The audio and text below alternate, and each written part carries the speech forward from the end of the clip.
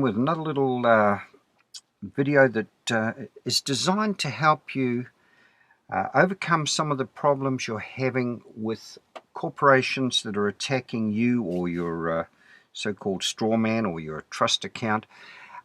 This little video may help you to understand what they're doing and how to overcome the little tricks that they are pulling on us. So the little tricks you need to know when faced with confrontation. These two little tricks here you really need to understand. If you do not know your rights, then you've got none. Absolutely none at all. You must know what your rights are. Now, every presentment or confrontation is merely an offer to contract. And most people, when they get a letter in the mail or something from a debt collection agency, a bank, or they get a summons to appear in court, they're absolutely panicking when all it is just an offer to contract. So get those two things clear in your mind. If you know your rights, then you have rights. So learning your rights and how to get around these things will help us immensely. Now, as we've learned in previous presentations, there's quite a few, I've put up quite a few videos now, so I don't like to keep repeating myself all the time, so you'll have to go back if you haven't seen them, if this is the first video you've seen. But our name is a corporation, okay? Knowing that our name is a corporation is going to help us a lot, because corporations are dead entities and they need a living being to assume responsibility for the corporation. Otherwise, they cannot function. Just like the courts need us to step up and take liability for our corporation or our name. So they come to the man, and so now what we're going to do is reverse those roles, and we're going to show you what you do to them to make them become liable for their corporation. So when we deal with a corporation, we need someone to step up and take liability for that corporation. Just the same as the courts do to us, we need to do the same to them. So if some corporation sends us a demand or any other kind offer, we need to have the name of the person that sent us that demand. Now, they don't like doing that. They don't like giving us the name. Since we discovered this little secret, not too many corporations are keen on signing their offers to us even. And what a lot of them are doing now is on behalf of the manager. But we have found ways to get around that. And sometimes it just takes a phone call and going right to the top saying, well, no, not happy with that. We want the name of the person that we are going to be talking to. They're very, very reluctant to give it to us now. Because they know that this is how we're going to stop the corporations in their tracks. Once we have the name, and I'll show you now what we do.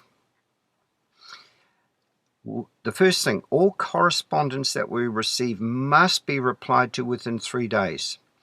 Now, there are ways and means of getting around this. You can take a little bit longer if you say that you did not get the mail until a particular date. But however, there are ways around it. But normally, everything must be responded to within 3 days. And the second major detail is it must be addressed to an individual in their private capacity. We'll show you how to do that shortly. But it must be addressed to a living person in their private capacity. Our response must be sent via registered mail. The registered mail must be sent to a street address and to a named person. Okay, this is part of the registered mail terms and conditions, is that you must send it to a street address. They will not accept a PO box, and they will not accept it unless it is to a named person. So this is why a lot of companies will only give you PO boxes, and you will have a great deal of difficulty getting a street address out of them, but there are ways and means to do that. Okay, now thanks, Brian, for this registered post. This is what a registered post envelope looks like here in New Zealand. Now, the reason that we use a registered post envelope, and they do cost a bit more, so some of you are trying to short circuit it by doing it by courier. But if you go onto the New Zealand Post website, or if you're watching this overseas, go onto your post website and you'll come up with something like this. The terms, and go into the terms and conditions. I just did a Google search and this is what it came up. What can't be sent? There are two types of items that you need to know about: prohibited items and restricted items. So let's have a look at prohibited items. Now, I've just taken a few of them here. There's a whole heap of them, but this is what cannot be sent in normal courier or normal mail. All these things outlined in blue here must be sent by registered mail. It is the only way that they can be sent.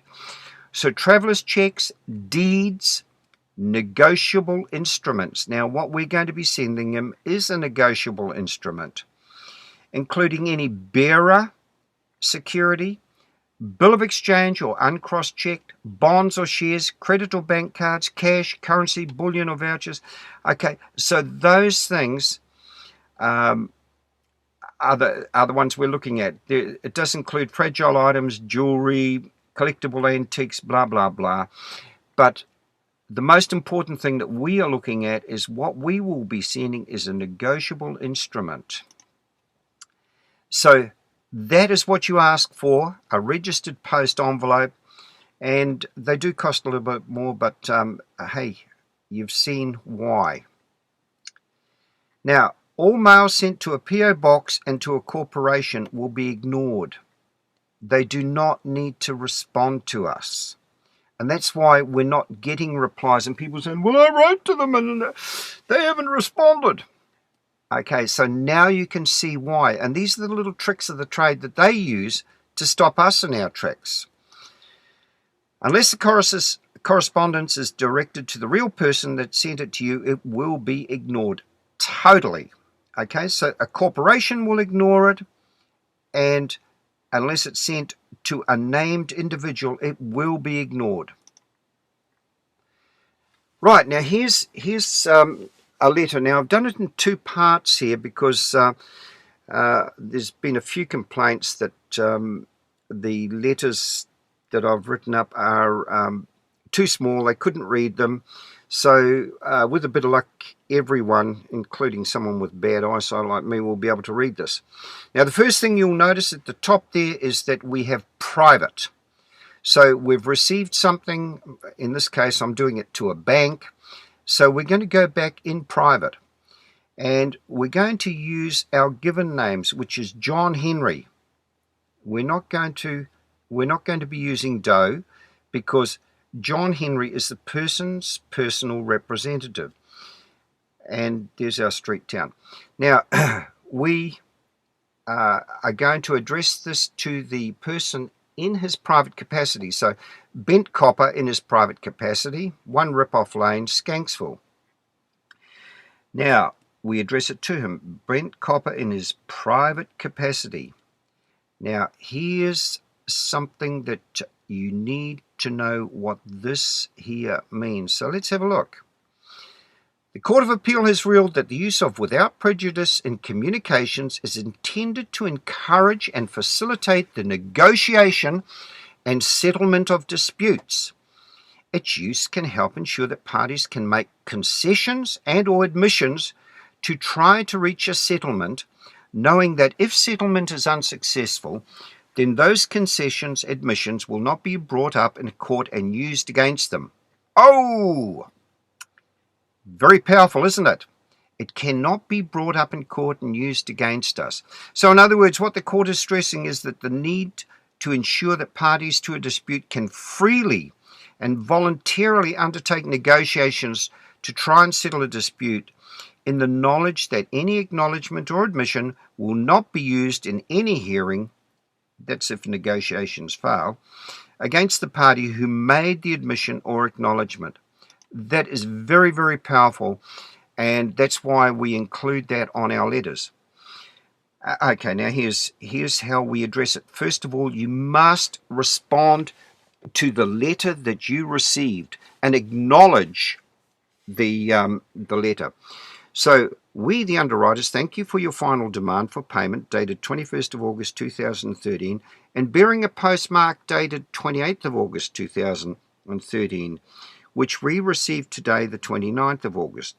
Now, you'll notice that the date there that they wrote in their letter was the 21st of August, but they didn't post it until the 28th.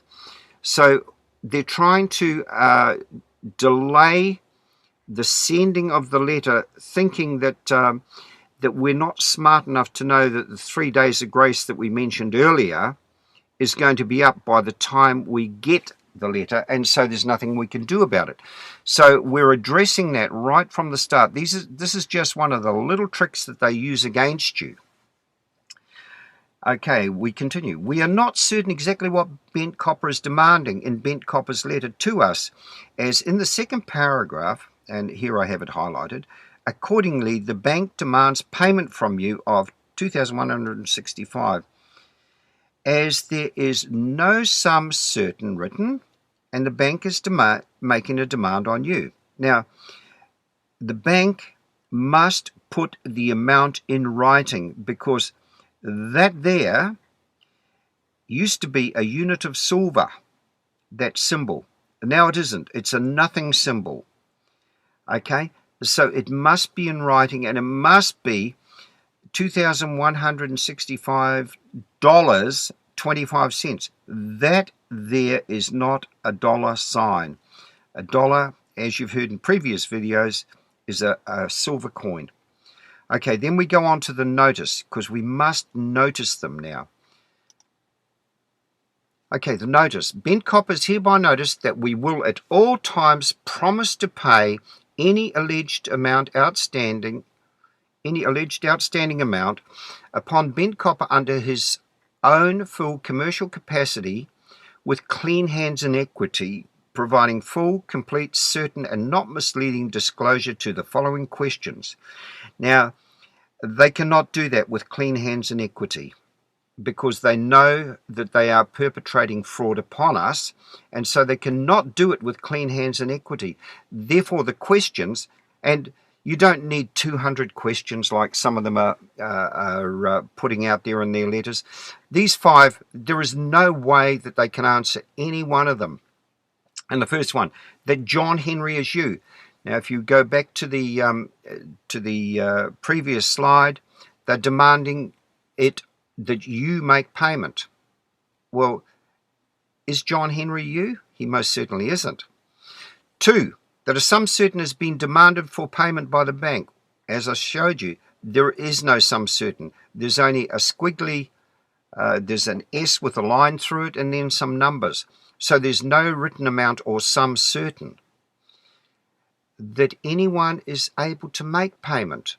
We haven't been able to make payments since 1933, so no one can make payment. We can only promise to pay on demand. That's why we say up here, we at all times promise to pay any alleged outstanding amount. That way, they cannot default us. We're still promising to pay. Okay, number 4, that the bank gave full, complete, certain, and not misleading disclosure when loan number 123456 was approved, that we would need to sign a mortgage agreement before the loan would be credited to our account. Okay, once again, they're perpetrating fraud there. Now, the 5th one, what a lot of people don't realize is that that the security that the banks hold is not the house that you live in. Okay, so number 5 there, that the property secured by mortgage number 901-203-ABC is the house situated at 100 Short Street. Send a photo in. Okay, they know that that is not the security that they are threatening to sell. Okay, Bent Copper's failure within 14 days to provide full, complete, certain, and not misleading disclosure to all above questions will, in accordance satisfaction, see all alleged claims settled and closed. Now, here's another very powerful set of words here, and what we're trying to do is show you what these words mean so that you know. Accordance satisfaction, a method of discharging a claim whereby the parties agree to give and accept something in settlement of the claim and perform the agreement. The accord being the agreement, and the satisfaction its execution or performance. And it is a new contract substituted for an old contract which is thereby discharged, or for an obligation, cause of action, which is settled and must have all of the elements of a valid contract. Now, they know that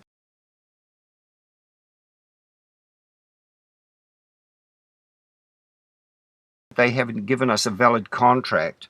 It's a very one-sided contract that they have given us. So if you use that, they will be jumping and trying to nullify this very quickly, I can assure you. Now, we then put the private person's personal representative, and we sign that.